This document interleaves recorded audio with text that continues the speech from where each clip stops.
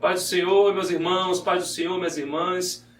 É uma alegria muito grande poder estar aqui hoje trazendo a Palavra de Deus, o estudo da Palavra de Deus, nessa nossa escola dominical, que hoje é diferenciada, é diferente devido a essa epidemia da Covid, mas eu agradeço pela oportunidade de estar aqui entrando na casa dos irmãos, trazendo a Palavra de Deus. Com certeza isso vai passar e o Senhor vai honrar os irmãos que estão aqui assistindo essa aula, querendo aprender mais de Deus. Que Deus abençoe vocês profundamente.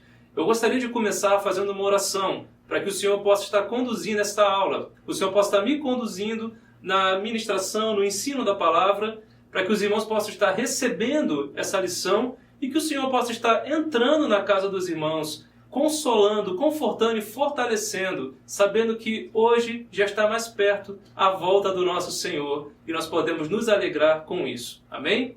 Vamos orar. Senhor querido, em nome de Jesus, obrigado, Senhor, pelo privilégio de compartilhar a Tua palavra.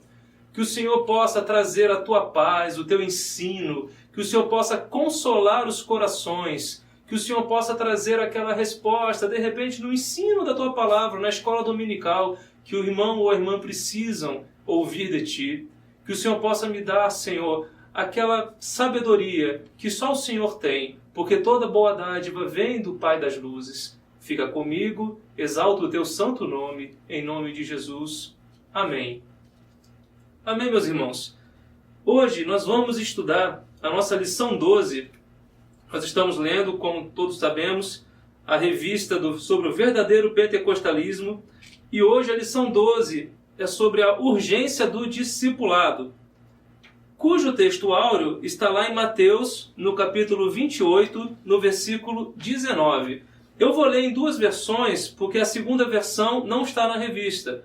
Mas a segunda versão nos leva a pensar melhor sobre o assunto que nós vamos tratar hoje.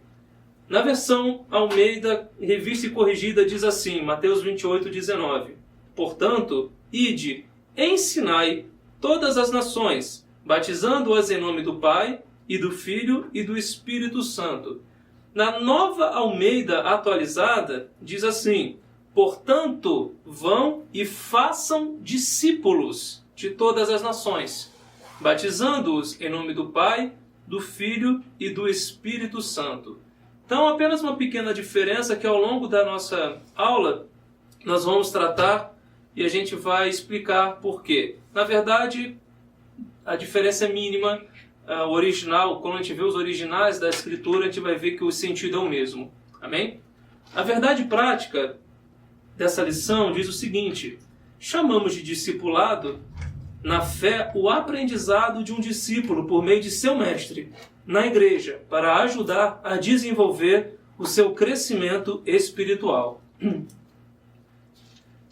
Amém. Vamos começar então, na introdução. Eu gosto de ler algumas partes da revista e acrescentar alguns tópicos que eu acredito que sejam relevantes para o aprendizado do irmão e da irmã. Amém? A introdução. O discipulado acompanha a pregação do Evangelho desde o princípio e é de fundamental importância como base inicial na formação cristã do novo convertido. A forma que a igreja local o desenvolverá somará na formação do caráter cristão para o bem ou para o mal. Amém. Vamos começar aqui o tópico 1, o que é discipulado, e aí eu vou trazer algumas informações que eu julgo interessantes. O discípulo. O que é discipulado? O termo discipulado vem de discípulo, que significa aprendiz, aluno, seguidor. Isso vale no âmbito secular e religioso. Qualquer sentido desse termo se aplica ao cristão. E o discípulo? O termo se aplica com frequência nos evangelhos aos seguidores de Jesus. Isso está lá em Mateus 5.1, João 2.12, por exemplo. Disso segue o discipulado, ensino para ser seguidor de Cristo. Ou seja, é o ensino bíblico básico para o novo convertido desenvolver-se espiritualmente. Trata-se de instruções que abrangem vários aspectos da vida, na área espiritual, emocional ou social. O ministério do ensino ocupa relevante espaço no cristianismo, aparece na lista dos dons da graça de Deus. Está lá em Romanos 12:7. Se é ensinar, haja dedicação no ensino. E aqui eu queria trazer uma contextualização do que aconteceu na época de Jesus, de como era formado esse conceito de discípulo e de mestre. Naquela época, lá no judaísmo rabínico, o aluno ele se submetia ao rabino e o acompanhava por toda parte. Aonde o rabino ia, o discípulo ia e procurava aprender. Nessa tradição judaica, nós temos alguns termos que são até conhecidos hoje, mas eu gostaria de relembrá-los. Nós temos, por exemplo, os Talmid. O que eram os Talmid? Eles eram os discípulos. Talmid em hebraico significa discípulo. Os meninos judeus, desde os 6 anos de idade, eles aprendiam a Torá e procuravam aprender, eram levados aos pés dos rabinos para aprender a Torá e decorar ela. Esse período demorava em torno de 4 anos. De 6 a 10 anos eles eram ensinados pelos rabinos. A partir daí se fazia uma seleção. Os mais inteligentes, aqueles que se destacavam mais nesse ensino, eles eram chamados pelos rabinos para continuarem esse treinamento. E aí eles eram chamados de Talmidim, não mais Talmid, Talmidim. E isso durava entre os 10 e os 14 anos aproximadamente. Nesse período, eles ficavam não só aprendendo o Pentateuco, como todo o Antigo Testamento. Eles passavam o dia com os rabinos. Como é que funcionava isso? Havia uma frase, uma recomendação que se dava aos Talmidim desde que eles começavam a aprender sobre o judaísmo. E essa recomendação era assim: cubra-se com a poeira dos pés do seu rabi. Como assim? O Talmidim, ele devia observar tudo o que Rabi falava, tudo o que ele fazia e a maneira como vivia. Porque não era só aprender o que ele falava, não era só um aprendizado, uma aula, era uma vida. A ideia era aprender como o Rabi era e imitá-lo, e ser como ele e ser de tal forma que fosse igual ou o máximo possível de semelhante ao Rabi. Era como se fosse uma pergunta assim, olha, você quer ser igual a mim? Isso o rabino fazia para chamar o Talmidim. Aí a gente começa a lembrar de algumas coisas. Lembra como Jesus chamou os seus primeiros discípulos? Ele chegava e falava assim, vem e segue-me. É a mesma coisa. É como se Jesus chegasse e falasse para os seus discípulos, vocês querem ser iguais a mim? Entra aqui 2 diferenças, e essas diferenças são importantíssimas para a gente ter em mente, entre Jesus e os rabinos da época. Primeiro, os rabinos, os mestres da lei, eles colocavam um jugo, um peso tão grande sobre os seus discípulos na época, que nem eles mesmos faziam. Eles colocavam Isso Jesus confrontou eles diversas vezes. Tanto que, em determinado momento, Jesus disse o seguinte, está lá em Mateus 11:28. Vinde a mim, todos vós que estáis cansados e oprimidos, e eu vos aliviarei. Tomai sobre vós o meu jugo e aprendei de mim, que sou manso e humilde de coração. A ideia aqui é que Jesus ele não queria só ensinar, ele queria passar a sua vida. E quando nós aprendemos de Jesus, nós recebemos do seu jugo. Esse jugo é leve, é suave. Essa é a primeira diferença, a diferença básica entre o jugo de Jesus, entre o Rabi Jesus e os outros rabis. A segunda diferença, e essa aqui eu acho tremendo, os Talmidim, aqueles discípulos, os discípulos dos mestres da lei, eles eram escolhidos entre os mais inteligentes. Eles tinham que demonstrar capacidade de decorar, capacidade de ler, de interpretar. Havia uma seleção, era quase como um concurso, entre todos os meninos e os Talmidim.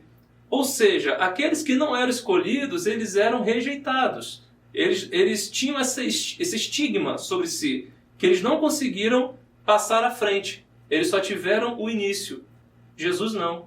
Jesus ele abriu para todos. Vinde a mim todos os que estáis cansados e oprimidos. Jesus ele chamou os 12, Jesus chamou Paulo, chamou Pedro, Jesus chamou judeus, gentios, e Jesus chamou a mim e a você. E ele continua chamando. Jesus não faz acepção de pessoas. A diferença entre Jesus e os demais é que Jesus não faz acepção de pessoas. Amém?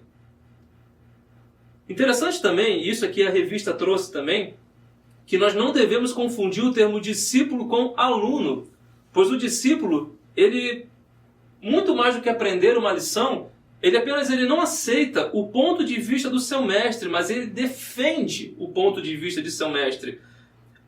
No dicionário Sacone, da língua portuguesa, tem a definição de discípulo como aquele que recebe lições de um mestre ou líder e adota sua doutrina, procurando seguir-lhe os seus passos. Isso aqui eu acho que encerra essa parte. Então, a ideia de discípulo, de discipular, é muito mais do que ensinar. A escola dominical é muito importante nesse processo, mas ela não é suficiente. A gente tem que ter em mente isso. A escola dominical faz parte do ensino, bem como os cultos de domingo, as pregações da palavra. Elas são importantíssimas, são o centro dos cultos, mas não são suficientes quando nós falamos de discipulado. O discípulo, ele quer imitar, ele imita o seu mestre, ele procura viver da mesma forma. E isso nós temos que ter em mente. Amém? Prosseguindo na revista, o tópico 2, o subtópico 2, a grande comissão. É o nome que se dá à comissão que o Senhor Jesus designou para a evangelização das nações. O verbo ensinar, ensinai todas as nações, ou façam discípulos de todas as nações, na Nova Almeida atualizada, é matitio, fazer discípulo, discipular.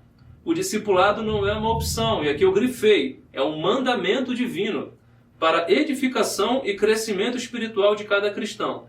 Foi por esse motivo que na introdução da aula eu li as versões revista e corrigida e a Nova Almeida atualizada.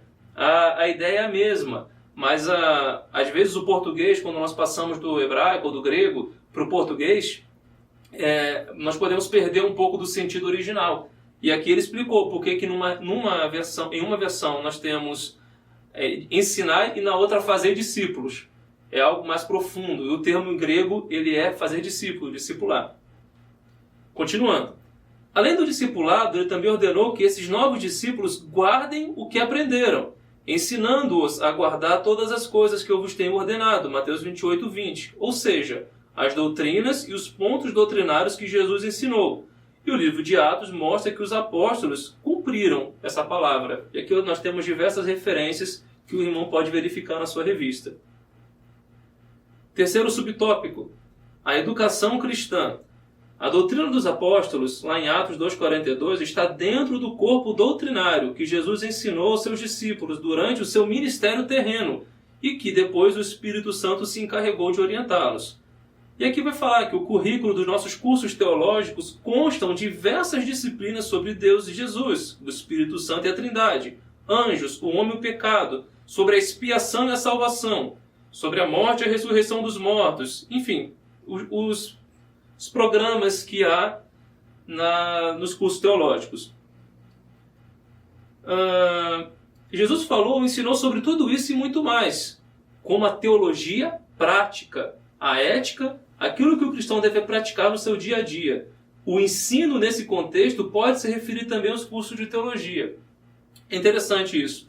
Mas eu queria fazer algo que eu raramente faço. Nas minhas aulas anteriores eu não lembro de ter feito.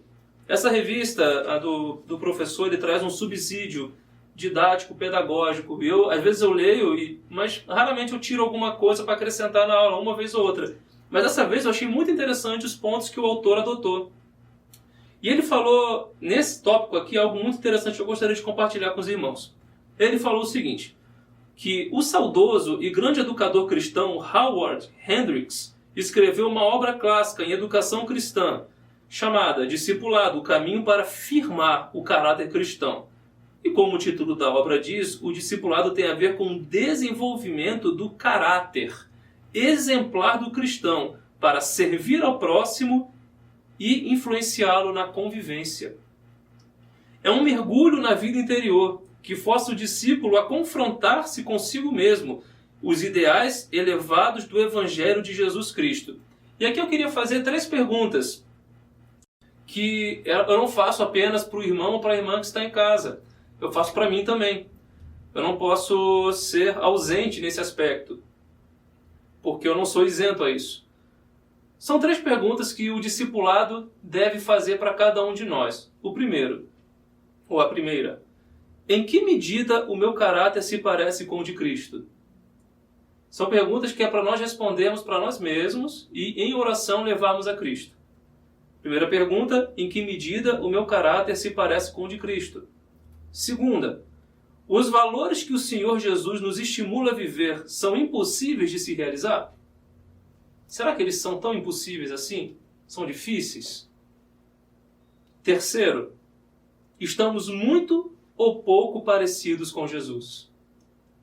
E essas 3 perguntas nós devemos refletir com seriedade e pensar na importância que o discipulado deve ter numa igreja local para que essas 3 perguntas possam ser respondidas da melhor maneira possível. Amém? Com relação à escola dominical, antes de entrar no tópico 2, ela é o melhor local para nós refletirmos sobre isso, porque o discipulado envolve ensinar. E esse aspecto, ele é feito tanto na pregação como no ensino da escola dominical, por exemplo. Mas é importante que a obra do discipulado, nós temos que frisar isso, ela não está limitada a obreiros. Ela não está limitada a pastores, diáconos, obreiros, professores de escola dominical. Não. Quando ele deu aquela ordem, ele deu a ordem a todos os discípulos. Que ordem? A nossa ordem do comissionamento, da grande comissão. Ide por todo o mundo. Fazei discípulos de todas as nações. Isso é uma obra que eu, o irmão e a irmã devem fazer. Que nós possamos meditar um pouco nisso. O discipulado acompanha também a pregação desde o Evangelho. Ok. Nós já falamos sobre isso. Sim. Discipular vai além de pregar. Isso é que eu queria que o irmão entendesse. Por que não é só o pastor ou o professor ou quem quer que tem algum cargo na igreja que deve fazer esse projeto, participar desse projeto? Porque discipular é muito mais do que pregar. É andar junto, é se preocupar com as lutas diárias. É conhecer. É de vez em quando mandar um WhatsApp para saber como o outro está nesse tempo de pandemia. É tomar um café, às vezes é pagar um café. Quando a gente olha, quando o irmão faz uma retrospectiva da sua vida, a gente pode lembrar como nós começamos a nossa caminhada com Cristo. A maioria dos novos convertidos, eles não têm força para se firmar sozinho. Eles precisam de ajuda. Eles têm muita fome de Deus, mas eles precisam e contam com os irmãos mais experientes. Só fazendo uma menção rápida aqui, nesse aspecto, os PGs, eles são importantes. Quando os PGs retornarem, espero que um dia retornem, eles são um excelente instrumento de aproximação entre os novos convertidos e os irmãos mais antigos. É uma maneira de nós seguirmos aquilo que acontecia lá no livro de Atos. Nós podemos estar juntos, podemos nos aproximar, trazer uma mensagem, descobrir como o irmão novo convertido está, tentar descobrir quais são as suas necessidades. E isso ele vai observando e vai procurando imitar. Amém? Só para encerrar essa parte e para linkar com a próxima começa com o tripé do discipulado, eu vou falar agora da trilogia do Senhor Jesus. O Senhor Jesus nos deu o exemplo para isso. Todo o seu ministério se baseava numa trilogia, que era pregar, ensinar e curar. Essa é a base do ministério de Jesus. Claro, tem a obra da cruz, tem a salvação, mas durante os 3 anos e meio que ele andou dando um exemplo e ensinando, ele fazia isso. Ele pregava, ensinava e curava. No capítulo 10 já foi falado de cura divina. No 11, da pregação, da evangelização. E nesse agora está fechando a trilogia com o ensino. No caso, o ensino, o discipulado. Agora nós vamos para a trilogia da igreja. Nós vimos de Jesus, vamos agora ver o da igreja, que está no tópico 2. O tripé do discipulado: palavra, comunhão e serviço. Vamos ver a revista. Essa trilogia, palavra, comunhão e serviço, era a marca da igreja de Jerusalém, logo após o Pentecostes. Isto influenciou a maioria das igrejas de todos os lugares e em todas as épocas e continua valendo atualmente. É a igreja modelo, né? Analisando quando nós pegamos o livro de Atos e analisando como se desenvolveu a obra da igreja, do Senhor na igreja, a igreja de Atos é a igreja modelo, onde nós podemos tirar a maior parte dos modelos para nós hoje em dia. O primeiro tópico, o primeiro pé do tripé é a palavra. A autoridade das Escrituras é singular e única, pois a sua fonte é o próprio Deus. Elas foram faladas primeiramente pelos profetas do Antigo Testamento e depois pelos apóstolos do Novo Testamento. Os primeiros discípulos perseveravam na doutrina dos apóstolos. Isso quer dizer que eles continuavam no aprendizado sob o comando dos apóstolos. Isso aqui era a vida inteira. A gente aprende até o último dia da nossa vida. Esse ensino se baseava tanto nas Escrituras quanto na própria experiência dos apóstolos, os quais receberam a revelação diretamente de Jesus durante o seu ministério terreno e depois de Pentecostes, e do Espírito Santo, claro. Na atualidade, não temos os apóstolos em pessoa conosco, no entanto, eles ainda nos ensinam pela palavra de Deus, a Bíblia, é verdade. O segundo pé desse tripé é a comunhão. E vamos ler aqui na revista, depois eu vou trazer mais algumas coisas que eu acredito ser interessante. Comunhão. Comunhão significa ter tudo em comum e partilhar da mesma crença. A palavra grega koinonia, que é a comunhão, significa compartilhar ou partilhar mutualmente de algum evento comum ou acordo. No Antigo Testamento, a ideia de comunhão diz respeito ao relacionamento da pessoa com o seu próximo, como no Salmo 133, ó com bom e com suave. E nunca do ser humano com Deus. Embora Abraão tenha sido chamado amigo de Deus, e Moisés tenha falado com Deus face a face, eles não provaram a mesma comunhão com Deus, como os crentes da nova aliança. Temos que lembrar que o véu foi rasgado. E embora eles tivessem muita intimidade com Deus, eles não tiveram esse privilégio que nós temos, de poder dobrar os joelhos, de poder andar no meio da rua e conversar com Deus, e de ouvir Deus falar conosco, ou sentir a sua paz. Isso é um privilégio. A comunhão no cristianismo envolve tanto o relacionamento entre os irmãos, como também com o Pai e com o Filho. Isso está lá em 1 João 1,3. E com o Espírito Santo. A comunhão da igreja em Jerusalém, subtópico 3. A igreja de Jerusalém, logo nos seus primeiros dias, deu ao mundo uma lição de coinonia, a igreja modelo. O que o texto sagrado diz é que não se trata apenas de compartilhar algo, mas também de unidade. Coração de respeito ao centro da vida, a mesma inclinação. Alma é a sede das emoções, fala dos mesmos afetos e sentimentos. Todos os crentes tinham o mesmo propósito, a mesma esperança, servindo ao mesmo Senhor. Vale lembrar que unidade é diferente de uniformidade, são duas coisas distintas. Eles tinham sim as suas opiniões, eles poderiam divergir aqui e ali, mas o propósito era o mesmo. Eles tinham o mesmo desejo. Eles tinham o desejo de servir ao Senhor e ao próximo. Por isso que é uma igreja modelo. O amor, que é o elo da perfeição, o vínculo da perfeição, reinava em seus corações. Por isso que mesmo quando alguém divergia, e houve divergências, nós podemos ver no livro de Atos que a instituição dos diáconos, por exemplo, surgiu após uma divergência. Paulo mesmo, quando chegou para ser recebido, houve uma certa resistência e houve divergências. Paulo teve divergências com com Barnabé, por isso ele depois teve uma viagem missionária com Silas e não com Barnabé mais. Havia divergências, havia realmente situações difíceis, mas o propósito era o mesmo. E o propósito era servir ao Senhor de todo o coração, amar ao Senhor de todo o coração e ao próximo como a si mesmo. Amém? E aqui entra o tópico 4. O serviço. Trata-se de um termo de significado amplo nas Escrituras Sagradas. O termo visto isoladamente quer dizer um trabalho realizado para alguém ou algo seguindo as suas instruções. No Antigo Testamento se relaciona, na maioria das vezes, ao sacerdote no santuário e também a qualquer pessoa temente a Deus.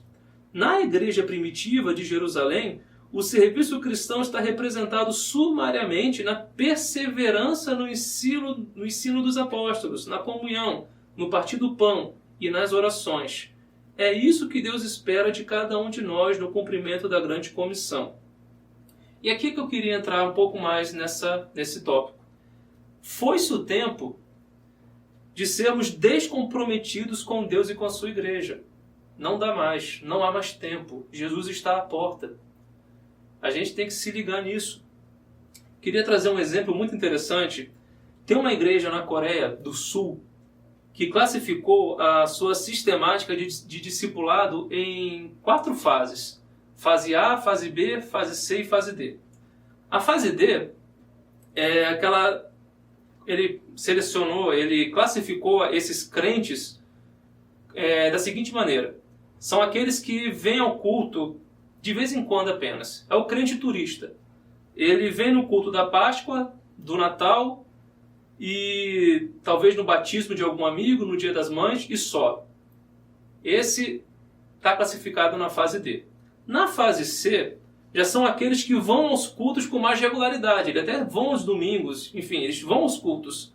Só que não lêem a Bíblia, não oram, não vivem o Evangelho. Então, a gente pode classificar hoje como esquentador de banco. É a fase C. A fase B são aqueles que são assíduos. Eles participam ativamente da igreja local. Eles oram e lêem a Bíblia. Mas eles não servem à igreja de Jesus. E esse é o ponto. Eles não atuam em nenhum ministério, eles não convidam e nem evangelizam. A vida é centrada em si mesmo. Eles pensam assim, eu estou cuidando de mim, muito bem, os outros que se virem. Por fim, nós temos a fase A. A fase A é quando aquela pessoa está engajada e envolvida. Ela é presente, ela se prepara, contribui, se importa com os irmãos e com os perdidos. Verdadeiramente um discípulo. A gente pode adotar isso para nós, não na mesma sistemática, mas a gente consegue imaginar isso e procurar estar na fase A. Eu acredito que não há mais tempo de estarmos nas outras fases. É hora da gente tomar posição e demonstrar com ações, com oração, com uma vida no altar, que nós somos pessoas engajadas e envolvidas. O ministério nem sempre, como nós já lemos aqui, existem ministérios que não são tão visíveis na igreja. O ensinar é um deles, mas esse é mais visível. Mas o ministério de contribuir, por exemplo, não é tão visível assim. Não é visível. O ministério de socorro não é tão visível assim. E não é necessário cargo para que a gente exerça ministério. O ministério, ele é visto por Deus. E Deus que vem secreto o recompensará. Tá bem? Eu quero fazer uma ressalva. O Senhor não considera necessariamente os ministérios do templo como únicos. Verdade. Nós podemos exercer também no nosso trabalho, de casa em casa, como a Bíblia fala. Ressalva-se, porém, que deve haver unidade, o mesmo propósito. Não adianta eu exercer um ministério na minha casa e estar em desacordo com o que está acontecendo na igreja que eu frequento, que eu faço parte. Tem que haver unidade de propósito. Não pode haver... Nós temos que andar de mãos dadas. A liderança da igreja local junto com a igreja nas suas casas. Isso é importante. Amém? Mais algumas coisas que eu gostaria de trazer também da revista, mas no subsídio de teologia prática. O discipulado contribui para compreender a dimensão sociocomunitária e a formação de uma nova identidade. Além de muitas figuras e metáforas encontradas nas Escrituras sobre a igreja, ela é apresentada como uma família. A entrada ou chegada de um novo discípulo na congregação resulta, dentre tanto outros benefícios espirituais, no desenvolvimento da autoestima e da autoaceitação. Isso é pura verdade. Outro novo benefício é o processo terapêutico desenvolvido pela ação efetiva de tornar-se parte de algo que possui reconhecido valor moral, psicossocial e espiritual. Um novo discípulo, ao estar integrado em uma congregação, poderá dizer: estou feliz com minha nova família. E aqui trago a mensagem que a Bíblia diz lá no Salmo 68:6. Deus faz com que o solitário viva em família. A igreja tem esse papel fundamental. Paulo diz isso, que Deus escolheu as coisas fracas e não as fortes. Ou seja, nós chegamos do mundo muitas vezes quebrados. Nós passamos por processos de muitas dores para chegarmos na casa do Senhor, para servirmos ao Senhor. Eu falo por experiência própria. Eu sei o que é isso. E quantos de nós sabemos o que é chegar quebrado mesmo e precisar ser acolhido pelo povo de Deus. E essa é a função da igreja. Alguns brincam que a igreja é lugar dos ex-adúltero, ex-bandido, ex-drogado. Isso é verdade. Homens e mulheres que jamais seriam aceitos em outro lugar, eles encontram família na igreja. E pensa comigo, qual será a esperança do mundo se a igreja não cumprir o seu papel? Se nós somos o último reduto, a última esperança, qual será a esperança do perdido? Então, é isso que nós devemos nos questionar e devemos agir. O nosso papel como igreja é receber o perdido e procurar fortalecê-lo, procurar trazer a verdade, procurar trazer o evangelho, procurar ajudá-lo. E fazendo isso, nós estamos cumprindo o nosso papel na terra. Amém? Tópico 3. E último. O discipulado e o crescimento sadio da igreja. A igreja precisa do processo do discipulado para cumprir o propósito da grande comissão. Não se trata de opção, é ordem de Jesus para edificação e crescimento espiritual de cada cristão. Aí vem o subtópico 1, crescimento espiritual. O processo do discipulado tem por objetivo instruir o novo convertido sobre os vários aspectos da vida cristã. Todas as pessoas que vêm a Cristo precisam ser discipuladas. Isso porque elas se tornaram novas criaturas e passam a viver uma nova experiência. Elas precisam ser ensinadas para o seu crescimento espiritual e amadurecimento na fé. Como diz lá em 2 Pedro 3,18. Crescei na graça e no conhecimento do nosso Senhor e Salvador Jesus Cristo. Esse é o crescimento espiritual sadio. É um despojar-se. Nós nos despojamos da velha natureza e nos revestimos da nova natureza. Nos revestimos do novo homem que está em Cristo Jesus. E nós precisamos de ajuda. Quantos de nós vêm com tantos hábitos, tantos vícios, tantas coisas que nós precisamos ser orientados? E isso muitas vezes não vem apenas do conselho, vem da observação. Só o fato de estar junto, de nós andarmos juntos, já leva o exemplo já transforma, já é transformador. Aí também tem a exortação, tem o conselho, tudo isso faz parte do discipulado. E é importante que a igreja cumpra esse papel. Subtópico 2, o crescimento numérico. O processo do discipulado proporciona à igreja, além do crescimento espiritual, o crescimento numérico. Note que o propósito da terceira viagem do apóstolo Paulo não foi para plantar igrejas locais, mas para discipular e ensinar a igreja de Éfeso, formar e treinar obreiros para a seara do Senhor. Ele ficou ali durante 3 anos para fazer isso. E aqui entra uma coisa que eu gostaria de acrescentar, a lição. Nós devemos ter cuidado de ter a porta da frente da igreja sempre aberta para o pecador, mas nós temos que trancar dos fundos. O pecador, ele vem pela porta da frente, ele vai ao altar e aceita Jesus como Senhor e Salvador. Ele faz isso no domingo, por exemplo. Ele passa a semana inteira sem nenhum contato com nenhum crente. A igreja não vai atrás dele durante a semana.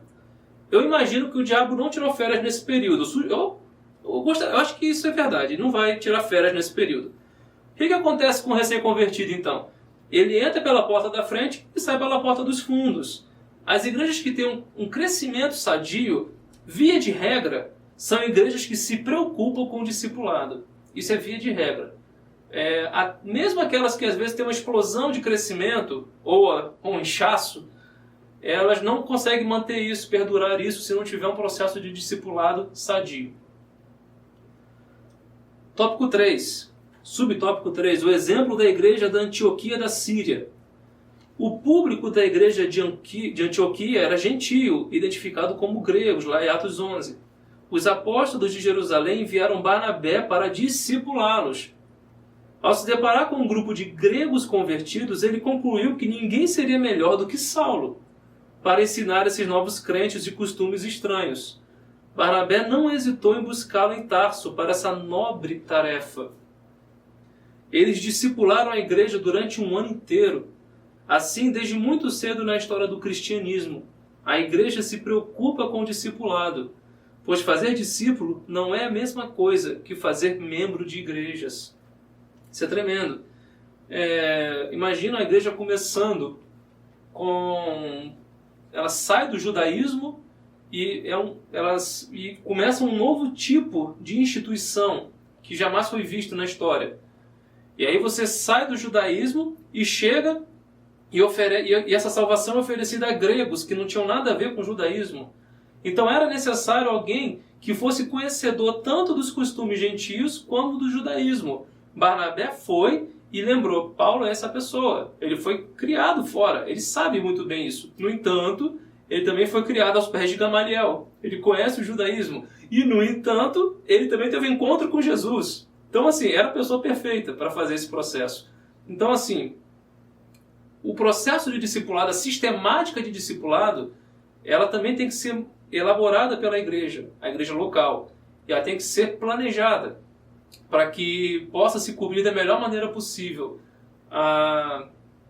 esse nobre trabalho. Por fim, aqui um comentário da revista, lá no subsídio, que não está que está apenas na revista dos professores, ele diz o seguinte: o discipulado eficaz estabelece a relação adequada entre a obra da treliça e a obra da videira. As igrejas tendem à direção da institucionalização, pela qual o foco muda da videira, que é orgânico, para a treliça, que é a estrutura. A gente sabe que a videira era colocada em treliças, né? A videira não é uma árvore comum, né? Que tem o galho cresce sozinho, o tronco, os galhos. Ela tem que ser, ela é enrolada, ela é envolvida numa treliça. E essa é uma metáfora que as igrejas elas tendem a isso, a se preocupar mais com a treliça, que é a estrutura que suporta a videira, que é o corpo de Cristo. Em vez de fomentar o crescimento moral e espiritual dos discípulos, focaliza-se na manutenção de programas e estruturas eclesiásticas. E a história é uma fiel testemunha do que ocorreu na igreja cristã a partir do IV século. No IV século, inicia-se a cristianização da Europa através da igreja romana. E surgem os papas, enfim. E começa-se a fazer isso. Se institui então uma estrutura muito forte, pujante, mas se esquece de fomentar o crescimento moral e espiritual do povo. Por mais de 1.200 anos, a maioria absoluta da igreja viveu distanciada do verdadeiro evangelho, até que veio a pré-reforma, seguida da reforma protestante, com a proposta de voltar a posicionar a igreja nos trilhos do evangelho de Jesus Cristo. Em parte, essa realidade também ocorre com muita frequência na história de cada igreja local. Por falta de investimento na vida espiritual das pessoas, que é a obra da videira, enfatiza-se a manutenção de estruturas físicas e programas eclesiásticos, que é a obra da treliça, causando assim enormes prejuízos ao corpo de Cristo. E além disso, que é o pior, impedido de cumprir na terra a verdadeira missão. As treliças, novas treliças, que são as estruturas, devem ser criadas, assim como as antigas treliças devem ser ampliadas e restauradas, às vezes corrigidas, mas tão somente para servir à sustentação da videira, que deve continuar merecendo a principal atenção e continuar crescendo.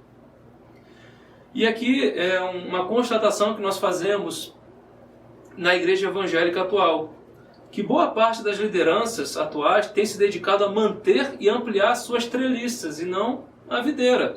O que eles fazem? Eles tentam se perpetuar no poder, seja por ganância, seja por ego. Criam até doutrinas para isso. Há um tempo atrás eu ouvi a doutrina da família sacerdotal, que o cajado da igreja ele tem que ser perpetuado pela sua família mesmo, física. Por exemplo, o que eles falam? Eles pegam o Antigo Testamento, já que no Novo Testamento não tem base para isso, e onde os sacerdotes passavam os seus cargos para os seus filhos. E eles tentam e aplicam isso, goela abaixo, na igreja de Deus. E aí eu fico pensando, quantos ramos da videira não foram feridos em nome da treliça. Quantos não estão desviados hoje por causa disso? Uma consequência disto, dessa obra de treliça, dessa valorização da treliça, é a criação de cargos sobre cargos. Tenta-se hierarquizar o reino para manter estruturas antigas de poder. Recentemente, eu ouvi de um irmão, lá de Recife, que ele foi consagrado a auxiliar 3 de obreiro numa igreja lá. E estava muito feliz, por sinal. E eu fico pensando, para quê? Para que isso? A gente tem que lembrar que a Igreja Católica começou assim e tem se repetido agora, infelizmente, em grande parte da Igreja Evangélica. O que eu trago para os irmãos? Que os nossos corações não estejam em cargos. Esses cargos muitas vezes são criados para satisfazer egos inflados e manutenção de poder. Que nós possamos estar com o coração nos frutos, nos testemunhos, nas lágrimas e nos sorrisos daqueles que vêm procurando só uma coisa, paz, que só Cristo pode dar. Amém? Conclusão da revista. Deus tem interesse, e que isso fique gravado. De repente, quem está ouvindo não entregou sua vida a Cristo ainda. Às vezes, já fez parte da videira, mas alguém que só queria saber de treliça o feriu. Quero que o irmão saiba, essa conclusão aqui é para o irmão ou para a irmã. Deus tem interesse no bem-estar social e espiritual do ser humano. Ele tem interesse no teu bem-estar. Ele tem interesse na tua paz, na tua vida. Ele tem interesse que a igreja seja uma família. O interesse de Deus é esse. Amém? E que você seja aceito na família de Cristo. Isso vale para a igreja e para a sociedade. A educação com base nos princípios cristãos é importante, porque além dos valores espirituais, contribui na construção de uma sociedade civilizada. A base dos valores morais e espirituais é a Bíblia. Amém. Irmãos, eu considero essa aula muito importante. Foi uma das aulas mais importantes que eu já pude ministrar, porque é um assunto que ele é, até Jesus voltar, vai ser um assunto constante no meio da igreja. Sempre haverá necessidade da igreja fazer novos discípulos. E fico muito feliz de poder ter compartilhado isso com os irmãos. Amém? Eu gostaria de agora orar, encerrando, eu vou orar com os irmãos para que Deus possa estar aplicando essa lição em nossos corações. Como nós lemos no final, como Deus tem interesse do bem-estar social e espiritual, tanto na igreja e para a sociedade, que Deus possa estar intervindo na nossa sociedade nesse momento tão difícil e ao mesmo tempo que nos deixa com uma expectativa muito grande de que Jesus está às portas. Então, eu convido a todos a orarem comigo, amém? Querido Deus, muito obrigado por esse privilégio de compartilhar da Tua Palavra. Eu fico muito feliz, porque eu sei que a Tua Palavra é eterna e ela jamais volta vazia.